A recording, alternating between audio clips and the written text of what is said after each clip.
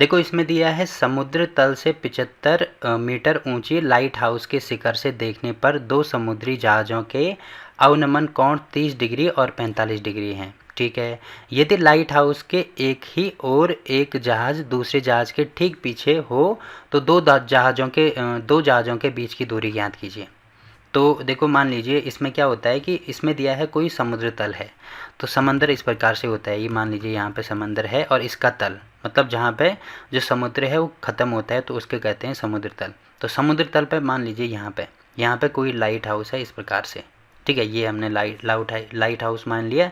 इसकी ऊंचाई हमें दी है 75 मीटर, तो ये हो जाएगा 75 मीटर।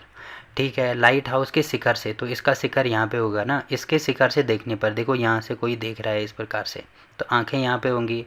देखने पर दो समुद्री जहाज, तो समुद्री जहाज तो समुद्र में ही होंगे, तो मान लीजिए पहला समुद्री जहाज है यहाँ पे और दूसरा समुद्री जहाज, क्योंकि इसमें दिया है ना कि एक के पीछे जो समुद्री जहाज हैं एक ही ओर, देखो एक ही ओर हैं और जहाज एक दूसरे के ठीक पीछे हैं, मतलब पहला यहाँ पे होगा तो दूसरा यहाँ पे होगा, तो ये इसके ठीक पीछे हो गया, या ये अगर आगे है तो ये इसके ठीक पीछे हो गया।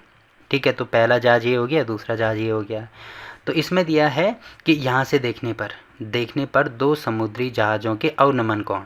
अब देखो अवनमन कोण क्या होता है, जब हम ऊपर से देखते हैं तो ऊपर से अगर मैं पहले जहाज़ को ऐसे देख रहा हूँ तो क्षैतिज का मतलब यहाँ से जहाँ पे हमारी आँख होती है वहाँ से एक 90 डिग्री की रेखा हम ऐसे खींचते हैं, तो इसको बोलते हैं क्षैतिज रेखा। ठीक है, तो क्षैतिज और इस रेखा के बीच में जो कोण बनता है इसको कहते हैं अवनमन, क्योंकि नमन इसमें लिखा है ना, तो मैंने याद रखने का तरीका भी बताया था कि नमन का मतलब होता है प्रणाम करना, जो कि हम ऐसे झुक के करते हैं। अब झुकने का मतलब होगा नीचे की ओर देखना, तो ऐसा कोण जो नीचे की ओर बनता है उसको बोलते हैं अवनमन।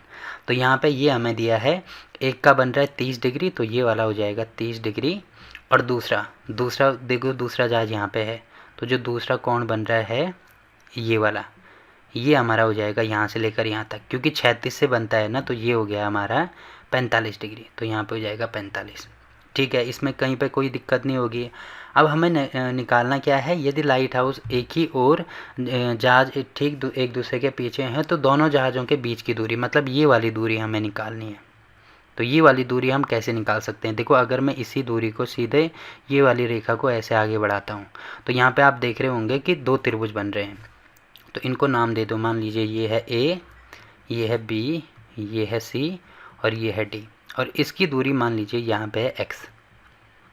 ठीक है, तो ये हमने एक्स माना है, तो यहाँ पे लिखेंगे माना दोनों जहाज़ों के बीच की दूरी। ठीक है, तो ये हमने माना है, तो ये हमने यहाँ पे लिख दिया। अब यहाँ पे हमें दो त्रिभुज दिख रहे हैं, तो इन दोनों त्रिभुज को पहले मैं अलग अलग कर दूंगा। अब उससे पहले क्या करेंगे, देखो आपको यहाँ पे दिख रहा होगा कि ये वाला जो कोण है, ये वाला कोण 45 डिग्री है, तो ये वाला कोण भी 45 डिग्री के बराबर होगा। क्यों होगा, क्योंकि यहाँ पे ये एक दूसरे के एकांतर कोण हैं। ये वाला जो कोण है ये इसका एकांतर कोण होगा। अब आपको ये पता होना चाहिए कि एकांतर कोण क्या होते हैं, जिसमें इस प्रकार के जेड बनता है, उल्टा जेड बने या सुल्टा जेड बने, इस प्रकार से। तो दोनों जेड की आकृति है ना, तो ये वाला कोण इसके बराबर होगा, वैसे ही ये वाला कोण इसके बराबर होगा। तो आपको दिख रहा होगा कि जेड कहाँ पे बन रहा है, देखो एक तो जेड ये वाला बन रहा है, ये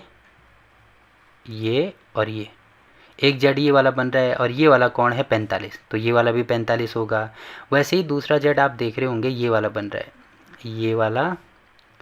ये वाला और ये, तो ये आपको दिख रहा होगा यहाँ पे 30 डिग्री है, तो ये वाला भी कितना होगा, 30 डिग्री के बराबर होगा। ठीक है, तो यहाँ पे त्रिभुजों के मैंने अलग अलग नाम दे दिए, तो इसको मैं दोनों त्रिभुजों को अलग अलग बना देता हूँ जिससे आपको कन्फ्यूजन ना हो। तो यहाँ पे पहला त्रिभुज तो ये वाला होगा, हमारे पास कौन सा होगा, ये होगा, ये वाला बी है तो यहाँ पे होगा बी, फिर ए, बी, ए और सी, तो ये पहला त्रिभुज है बी ए सी। अब ये वाला कोण 45 है, तो यहाँ पे भी हो जाएगा 45। अब ये ए बी भुजा है 75 मीटर है, तो ये भी हो जाएगी 75 मीटर। बाकी इसमें और कुछ भी नहीं दिया है। ठीक है, अब दूसरा जो त्रिभुज है इसको भी मैं बना देता हूँ, जो कि ये बड़ा वाला त्रिभुज होगा। अब यहाँ पे दूसरा त्रिभुज देखो, बी यहाँ पे है, यहाँ पे बी, फिर ये ए और ये वाला डी, तो यहाँ पे हो जाएगा डी। अब इसमें ये हमें दिया है 30 डिग्री है, तो यहाँ पे भी 30 डिग्री हो जाएगा। ठीक है, बाकी आप देख रहे होंगे इसमें भी हमें कुछ भी नहीं दिया है। हाँ तो ठीक है, बाकी कुछ नहीं दिया है तो इसको ऐसे ही रहने दो। अब यहाँ पे आप देख रहे होंगे, देखो क्या क्या चीज़ें हमें निकालनी है। एक चीज़ आप देख रहे होंगे कि देखो इसकी वैल्यू मुझे निकालनी है, तो इसकी वैल्यू मैं कैसे निकाल सकता हूँ? इस त्रिभुज से। देखो इस त्रिभुज की एक भुजा मुझे पता है, तो दूसरी भुजा मैं आसानी से निकाल सकता हूँ। तो ये भुजा भी मैं निकाल सकता हूँ, ये भुजा भी निकाल सकता हूँ।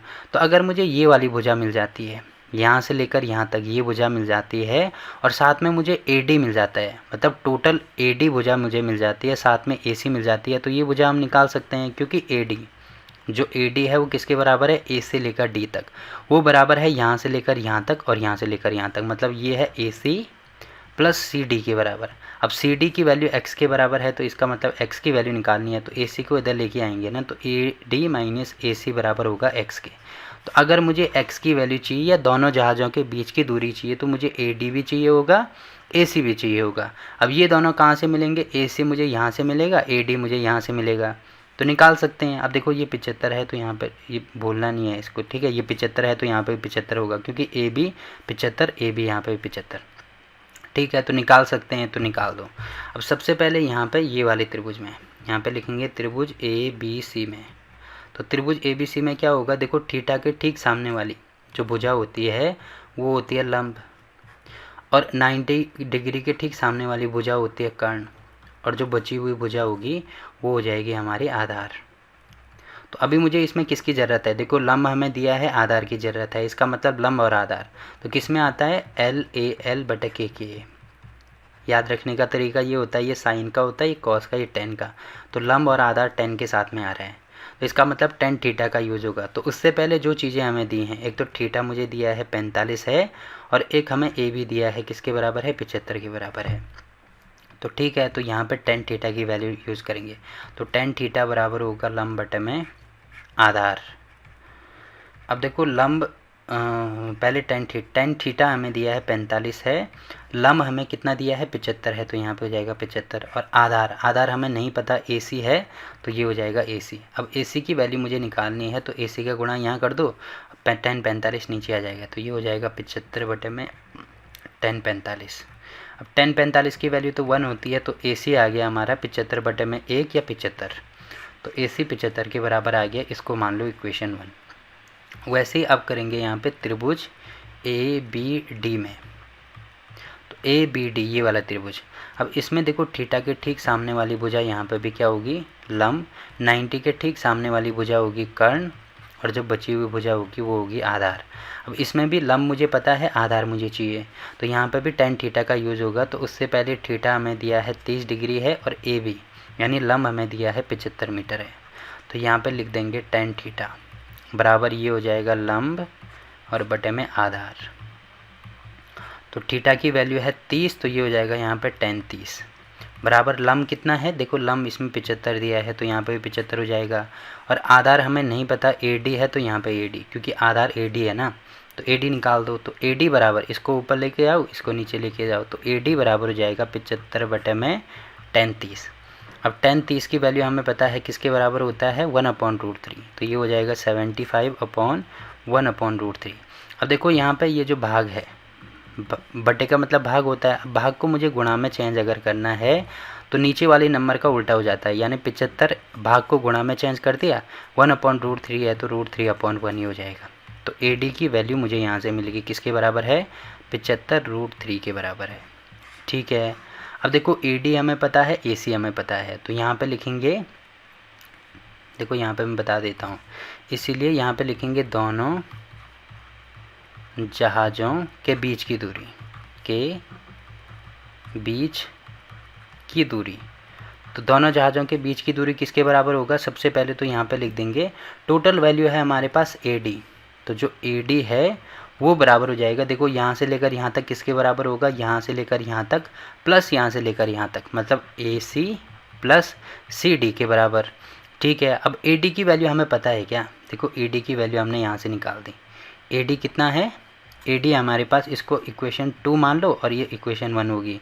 तो AD है 75√3, तो यहाँ पे AD की जगह पर 75√3 आ जाएगा, बराबर AC हमें पता है क्या? AC देखो हमने यहाँ पे निकाल रखा है, समीकरण 1 में 75 है, तो ये हो जाएगा यहाँ पे 75 प्लस सी डी की वैल्यू हमने क्या मानी है, देखो यहाँ पे आपको दिख रहा होगा सी डी हमने x माना है, मतलब दोनों के बीच की दूरी x मानी है तो x हो जाएगा।